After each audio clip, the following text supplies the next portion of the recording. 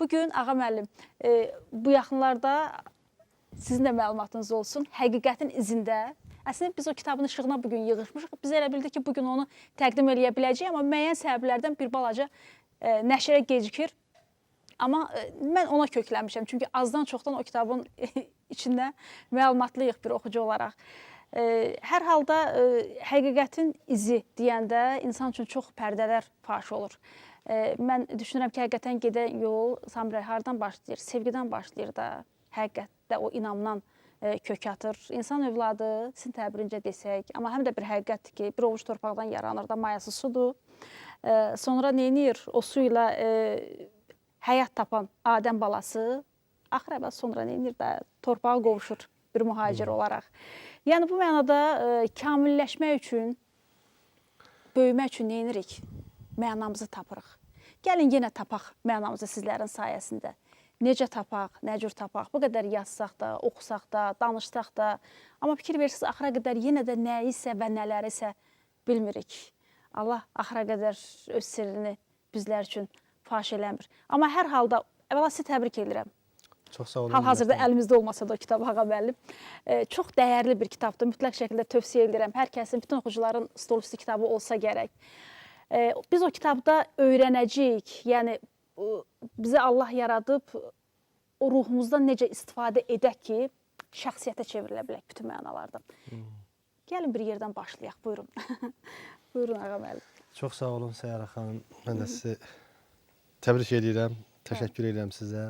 Dəyərli izləyicilərimizi də Allahın o gözəl salamı ilə salamlamaq istərdim. Bəli, biz insanoğlu olaraq bu dünyanın müsafirləriyik. Aha, bəli. Yaradan bizə bir ömür biçib, hər kəsə fərqli bir tale verib. Bəli, aha. İnsanın həyatı enişli yoxuşludur, qışı var, baharı var. Biz səfərdəyik, həmişə bahar olmaz, həmişə gül çiçək olmaz. Doğru, bəli. Təbii ki, gülün çiçəyin içərisində də bir tikanı olar. Dediyiniz kimi bir insanın o ruhaniyyətinə üst tutub, gerçək şəxsiyyət qazanması üçün onun idrakinə ehtiyac var. Çünki bu dünyada yaşayan hər kəs nə üçün var olduğunu idrak edə bilmir. Əgər insan həqiqətən o idrak mərtəbəsinə yüksələ bilsə, o mərifət dəryasına bir qavvaz kimi enə bilsə, orada tapa biləcəyi önəmli bir gerçəklik var. O həqiqət aynasında özünü görməsi var, özünü müşahidə eləməsi var.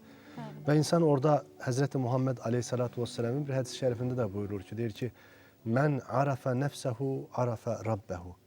Nəfsini tanıyan, Rəbbini tanıyar. Deməli, hər şey bir tanımadan başlayır. Qarşımızdakı insan da əslində Allahın ruhunu daşıyan bir varlıqdır. İnsanlıq ailəsinin bir evladıdır. Həzrəti Aleyhisselamın möhtəşəm bəyanlarında söylənilir. Deyir ki, insan ya deyir, insanlıq aləmində mənim din qardaşımdır, ya da dünya qardaşımdır.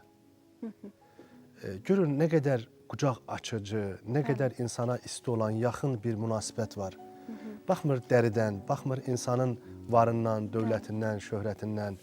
Təbii ki, insana o Allahın bax dediyi yerdən baxdığımız zaman o ruhu yaxalamış oluruq. Və onda insan öz şəxsiyyət ağacını həqiqi mənası ilə o kövsər suyu ilə sulamağa başlayır. İnsan içərdən yetişir. Çünki insanı yetişməsi daxilindəndir, çöküşü də içərdəndir.